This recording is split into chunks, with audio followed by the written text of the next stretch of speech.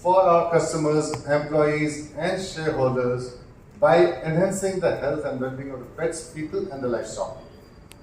So coming back to the history of IDEXX, IDEXX started in the year 1983 with just five employees in a small city called Maine in Portland. So now, after 35 years, if you see, IDEXX is present in almost 105 plus locations with more than 25 countries, and we have more than 11,000 employees globally, worldwide. So in this 40 years of innovation, we started from a small biochemistry analyzer called wet test, which we discontinued last year, and then rapid assay. And from there you can see the development of ours. Now IDEXX is around $3.4 billion company with the new innovations, and the latest innovation is the ProCyte 1, which we have recently launched. Even here also we have some of the installations of ProCyte 1 in Italy. If you see the track of innovation, we have a long track of innovations. If you see, these are the patents which are there in the US office. And because of this long innovations, you could see this is all these patents which you have seen. Those are the patents which we have, and all those patents which you have seen is because of the long-term innovation which we invest. We invest a huge amount on R&D. You can see we spend almost around $149 million every year on R&D, so that our customers, the vets, get the accurate result. They can take out the patients with the right diagnosis. So IDEXX globally is a $3.4 billion company in 2023. To this year will be around $4 billion company. And the core business of IDEXX, we have three businesses in IDEXX. One is the companion animal group, the second one is livestock, poultry, third one is water. So if you see, I'm in charge for the CAN, companion animal business here in India. So we have three different parallels. Water is being taken care by somebody else, the large animal has been taken care by somebody else. If you see globally, companion animal group comprises of around 88% of the total market share, which IDEXX has. So IDEXX believes in real-time care. So what we say is, we want to have the vets the proper diagnosis and the treatment. So once we say, when a patient comes to your clinic, say at 2 p.m., he goes out of the clinic at 2:27 with proper diagnosis, and that can only happen with the accurate report. When you have the accurate report, you can do the accurate diagnosis, and so that the patient need not have to come back again and again to your clinic for this. And this is what IDEXX believes in, and this is why we invest our time, money, everything in innovation. So livestock and poultry around the world, we have a lot of tests for large animal, and which is there for the production of livestock, milk and milk production, and also the pregnancy testing kits which we have. In water, more than 2.5 billion people worldwide rely on the IDEXX water testing facility, which we have in India. Our corporates are like Coke, Pepsi, they are our clients in India, and globally there are lots. So these are the point of care instruments which we have in IDEXX at this point of time. One is the Catalyst one, which is the most reliable one, and it gives a result in 8 minutes. Earlier it used to be 15 minutes, now we have brought it down to 8 minutes. Then we have two hematology analyzers. One is the ProCyte DX, the other one is the ProCyte 1. ProCyte DX is both are 5-point differentials, but the ProCyte DX has got 3 technologies and multiple spaces. ProCyte 1 has got only 3 spaces, canine, feline and equine. This is designed only for the pet practitioners who can really do the test here, and it's very simple. Draw the blood, put it inside, the machine does everything automatically. So all these 3 analyzers which we have in India are completely automatic. One is the dry site technology, that is the USP of IDEXX. Any compromised sample that you get will give you the accurate result. SediVue is, we do not market it in India because of the temperature sensitive. India being, it's a very hot climate in India, so we do not market it in India. And third, the last one is the Snap Pro. It's a small device, so people who use a Snap and they are very busy. So for them, what happens is a small instrument where we put in the snap. It snaps the snap on time so that you can invest your time in somewhere else. And the best part of this ProSight 1 is you can use any tube, EDTA tubes. We suggest that BD or IDEXX. Even pediatric tubes can be used, wherein you can draw a very small quantity of blood. And in 45 seconds, they will you can take out the blood from the drawer. You can use it for snap as well. So you do not have to draw the blood for the snap test. Snap test is the rapid test. I think I will come to this later on. So you don't have to draw another blood from the dog or the cat to do the snap test again. So we proudly say that we have over more than 95,000 installations worldwide. And I thank you a lot for being here on time, and sorry for being late. Now I hand it over to Dr. Chirag to take us through the hematology and the biochemistry. Thank you very much. And that is the time when we say the diagnosing is all a matter of habit. Like I wake up in the morning and I have 1, 2, 3, 4, 5 things that I have to do before I go to my clinic. Everybody will have to do those 1, 2, 3, 4, 5 things to reach a particular systematic way of coming up to a diagnosis, and what is called as clinical reasoning. Okay, all of us do that. There is a problem-oriented medicine also, and then this minimum database is something which is a very controversial topic.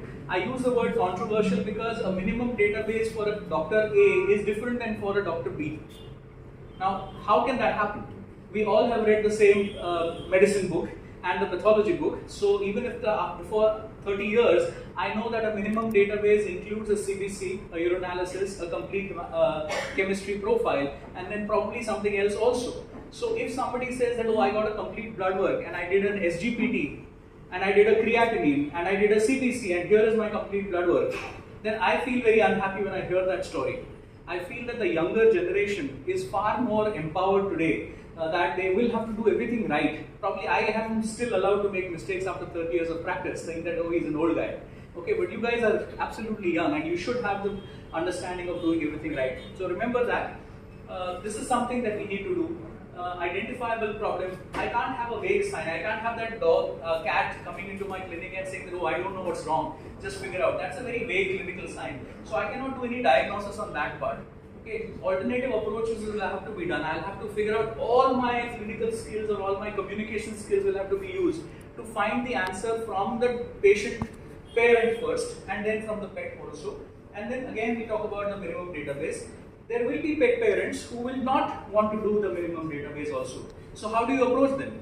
You will still want to treat their pet, right? You can't say that, no, I'm not going to treat your pet. So you talk about empirical therapy. And empirical therapy is a terminology that is used wherein I do not have any diagnostic tools. I'm still supposed to treat. So what will I do? I will use all my medical skills. I will use all the tools that I have, my fingers, my eyes, my nose, and everything will be used to diagnose. I will have a lot of things that my textbook has already taught me, and I will have my own clinical experience also. So it's my clinical experience, my textbook, a lot of updated scientific research, not just what I read 30 years ago, but an updated scientific research, and then I will do everything which is required for the pet and the pet parent. When all those four things come together, it is called empirical therapy. And there will be, I'm sure, every one of it. I probably have 5 patients coming in every day who don't want me to do any diagnosis. I will have to do empirical therapy for them. And then, so when we're talking about CBC, how do you read a CBC? Some people will only read at the numbers. Some people are going to look at the cells, the graphics of the blood film. Who all has ProSight 1 here? Who all have ProSight 1 as the hematology analyzer? 1, 2, 3, 4. Okay, so those who know about ProSight 1 and those who do not know about ProSight 1, all of us will get graphs. Okay, so this each and every dot is each and every cell that particular machine is calculating, and therefore you are more confident that when a machine gives you these colorful graphs, it's not like a weather chart. It's definitely each and every cell which is being calculated. So you need to look at those graphs, and that gives you a wonderful picture. But sometimes you will have this lack of expected changes, and that's where the botheration comes up. The lack of expected changes means that I have a dog who walks into the clinic or a cat who walks into the clinic who appears to be stressed. And a stressed cat, all of us know, will have a different, which will give me a different hemogram. Right? What are we going to talk about? A stressed cat. Anyone has a name for a stressed cat blood report that comes in? It's called a stress leukogram. Have you heard of stress leukogram? Okay. So stress leukogram is what I'm going to expect if a cat who is on the table is very fidgety, and I'm still collecting the blood sample, and I'm then analyzing it and putting in the best machine called ProCyte 1, it will still give me some reports, which probably will tell me that, okay, this report seems to be not correct. Okay, it will still tell me. But luckily I have ProCyte as the analyzer. It will tell me that, oh, it appears that the platelets are clumped. So the machine uses AI technology, and then it tells me, and therefore I'm more relieved that, okay, now I know. But if I look at the dot plots, okay, if I look at the dot plots gives me all those dots. So although the machine might tell me, the number might tell me that the number is less, but the picture will tell me something else. And therefore the importance of using those dot plots, that blue color is the platelet. So if I see that number of blue color, I know that the platelets are enough, although the report might show that the platelets are less in number. So that's the importance of having the graphic checkup done. So we'll all look at the entire report in different groups. There is an RBC mass, which is RBC, hematocrit and hemoglobin. There is a morphology, which is MCV, MCH, MCHC. So it tells me whether it is normochromic, normocytic or microcytic anemia.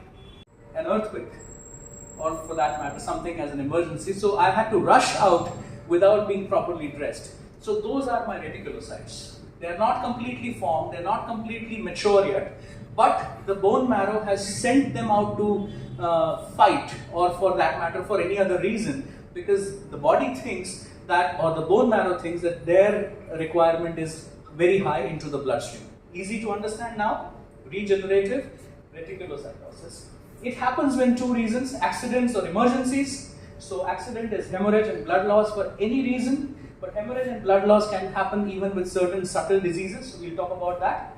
But in hemolytic disease is something which is most commonly seen in my clinic, and I can assure you that you would also be seeing it in your clinic, but probably you're not aware of it. And today, I'm sure you will be more aware than what you were yesterday.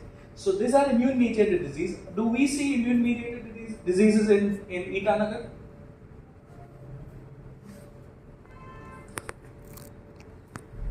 Do you see ticks and tick fever? Yes, you have ticks in Itanagar. Very common. Okay, so you have tick fever. Okay, so one of the most common reasons for immune-mediated hemolytic anemia or immune-mediated thrombocytopenia is tick fever. So the next time you see a tick on the dog's body, these are the series of things that you will start thinking from this moment onwards. So before you reach home, while you are driving home, think about the list of patients you have who have ticks on the body, who came to you today. Tomorrow you will call all of them and get the CBC report and then come to a conclusion for their therapy. Okay, this is my go-to goal for your lecture today. Okay, so you need to understand that a patient comes to you, he gives you some tips, but I am unaware of that. And I was absolutely unaware of this particular topic till probably 4 or 5 years ago. Okay, and I very proudly stand here saying that I am practicing since 30 years. Okay, so you and I sail in the same boat, and here we need to learn ourselves, upgrade ourselves, and then understand that. So this is there. There could be a mechanical injury, there could be an oxidative injury, or there could be infectious disease. Some of them could be hereditary in origin also. And then you have the hemorrhage and blood loss, of course, because of trauma. You could have gastrointestinal ulcerations because of some other diseases. You could have thrombocytopenia as a primary disease, or you could have parasites like hookworms causing blood loss. You could have fleas which could cause blood loss. And then you could have tumors and coagulopathies also, which can lead to hemorrhagic blood loss. Okay? And then you have the non-regenerative type. The non-regenerative type, again, which means that there is a need for the reticulocytes to be in the bloodstream, but they are not there. So they are not there, that means the bone marrow does not understand that it is needed, or the bone marrow is tired of producing it and now it no more can produce it. Kidney का panel होगा तो मुझे ये सब देखना पड़ेगा। तो यहाँ पर हमने लिखा है कि the primary renal panel for kidney disease includes 1 creatinine and urinalysis. What is the name missing here? To anybody regarding chronic kidney disease or acute kidney disease. Amylase, lipase, उसमें भी 1 creatinine वगैरह देखेंगे, उसमें भी हम यूनिट स्पेसिफिक ग्रेविटी देखेंगे। So again you have to understand कि वो एक बहुत important tool है जो मैं मिस कर रहा हूँ। ठीक है, नेक्स्ट स्लाइड देखते हैं। So I am very proud that I am using IDEXX and I keep proudly telling pet parents कि आपका तो SDA में कहाँ होता है इंडिया में 5% loss of function। क्रिएटिनिन कब दिखाता है? 75% जब लॉस हो जाता है तब दिखाता है। Alright, it is more reliable than creatinine as an indicator of kidney function because it is not influenced by common confounding factors। Creatinine value ऊपर नीचे होता है बहुत अलग अलग रीजन से, सिर्फ किडनी की वजह से नहीं होता है। और हम सोचते हैं कि किडनी का ही earlier 25% up to 75% loss of kidney function by creatinine measures. So the next slide please. The next slide please.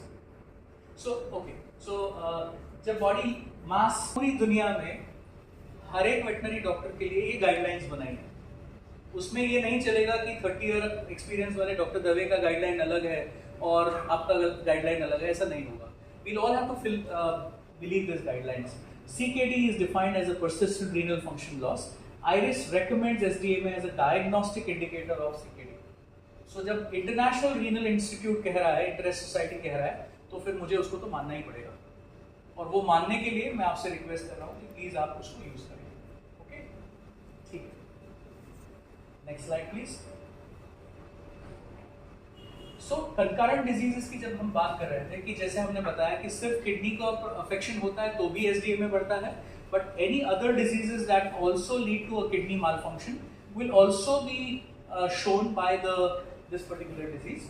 So several diseases have a secondary impact, और वो क्या क्या नाम है? तो hyperthyroidism, hypertension, cardiorenal syndrome, cancers, UTIs, urolithiasis, ये सब है।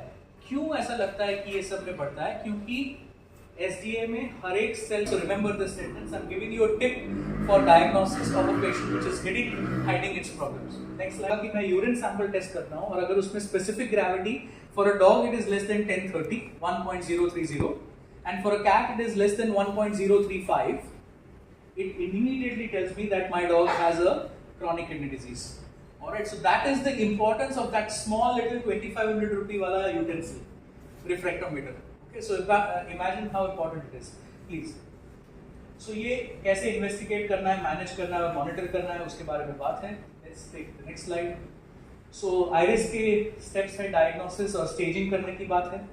तो नेक्स्ट स्लाइड करते हैं। ये जो है रेफरेंस इंटरवल है क्रिएटिनिन का, सभी रिपोर्ट्स रेफरेंस इंटरवल के अंदर है, बट ट्रेंड बढ़ रहा है। So if it is growing from June 11 to June 12 to June 13, the rise आता है। आप नेक्स्ट स्लाइड करेंगे तो जब देखता है कि मोर देन 14 ऑलरेडी इसमें है, तो यहाँ तो वो कह रहा है कि एजोटीमिया नहीं है। So if I am looking at only the creatinine, it's telling me that there is no azotemia, but my SDMA is over 14, so it's already telling me that there is a kidney issue going on. The GFR is not functional properly, right? So you have to understand that this is your primarily important tool and it gives you a heads up start. So अगर मेरे patient में creatinine normal है और SDA में high आता है, तो मुझे याद रखना चाहिए कि एसडीए में हाई को मुझे ज्यादा वैल्यू देना है। ठीक है, ओके, नेक्स्ट स्लाइड प्लीज। सो ये सब इन्वेस्टिगेशन करने की बातें हैं कि आप हाइपरटेंशन देख रहे हैं, आप प्रोटीन यूरिया चेक कर रहे हैं, इसमें प्रोटीन यूरिया में यूरिन टेस्ट की बात आ गई।